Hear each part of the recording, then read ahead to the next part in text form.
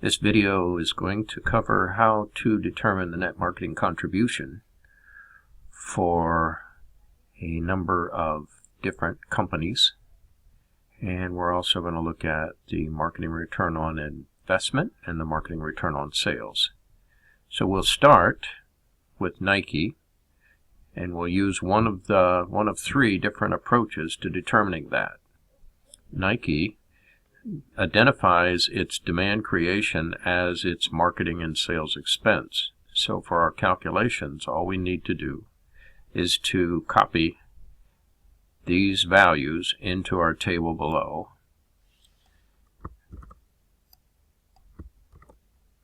And our net marketing contribution is equal to our gross profit minus that marketing and sales expense.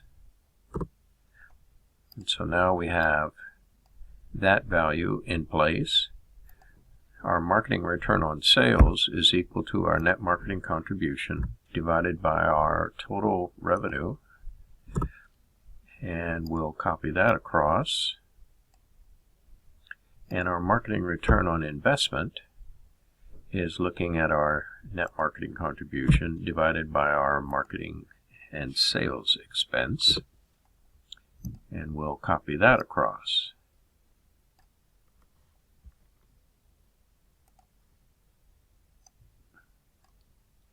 So how do we interpret these particular numbers?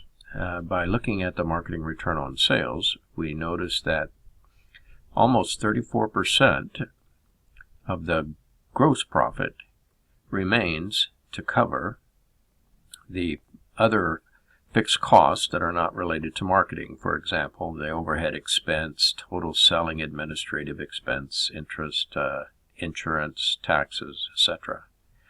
So in this case, marketing return on sales, bigger is better. Marketing return on investment happens to be a statement of how much is available for each dollar spent in marketing to cover the remaining fixed cost of the firm. So in this case, since we're looking at a percentage, for every $1 or 1% that of marketing expenditure, there's $2.73 available to cover the other fixed costs, or 273.5%. Again, bigger is better in this particular case. Now, what happens if we don't have the marketing and sales expense identified specifically? Well, then we can move on to another company, Columbia Sportswear. And in this case, since we do not have the marketing and sales expense identified, we're going to use a rule of thumb, and that is that 75% of the SGA is marketing and sales expense. So what we'll do is we'll go to our SGA value times and 0.75. And this comes from, this 0.75 or 75% comes from a number of studies of major corporations. And they give us a pretty good approximation of what that would be. So I've copied that number all the way across. So again, our net marketing contribution is equal to our gross profit minus our marketing and sales expense. And we'll copy this all the way across. I'm going to eliminate the decimal places and just leave it as whole numbers. So now we're ready to calculate our marketing return on sales, and it's equal to our NMC divided by our revenue number, and we'll convert that into a percentage. And again, bigger is better, and so we see that for the Columbia Company, approximately 15% of their gross profit is available their 15% of the net marketing contribution is available to cover other costs. The marketing return on investment is equal to our net marketing contribution divided by our marketing and sales expense. Again, bigger is better. And in this case, we see that, for example, for Columbia in 2009, that only 57 cents out of every marketing dollar spent is available, as opposed to Nike, where we saw it was $2.73. Now, one last example, what happens if the company gives us additional information about how their marketing and sales expense numbers are generated. And so we're going to look at the Adidas company. And what we have here is a footnote, and it says that in the Adidas annual report, that their sales and marketing expenses are reported as a percentage of net sales. And in this case, from their annual report, table 19 and 20, we find that marketing and sales expense are 13.2% of revenue for 2008.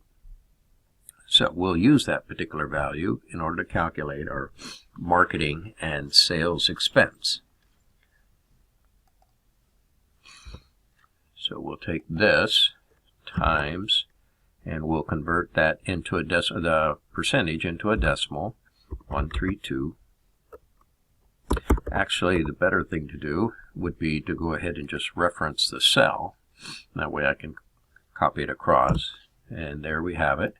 And so if I go ahead and copy it all the way across, now I have their marketing and sales expense. Net marketing contribution will be gross profit minus that amount. And we'll copy that across. Marketing return on sales. Same way, NMC divided by net sales. Turn that into a percentage.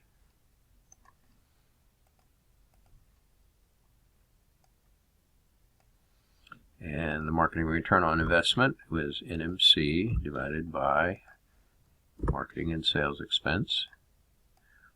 And now we have it for all three companies. Three different ways. One, if the marketing and sales expense is specifically identified in the income statement. Two, using 75% of the SGA if we don't have specific numbers. And three, if the company gives us some other means to determine what their sales and marketing expenses are. So here are our numbers that basically 35% of the net marketing contribution is available to cover the remaining fixed costs of the company.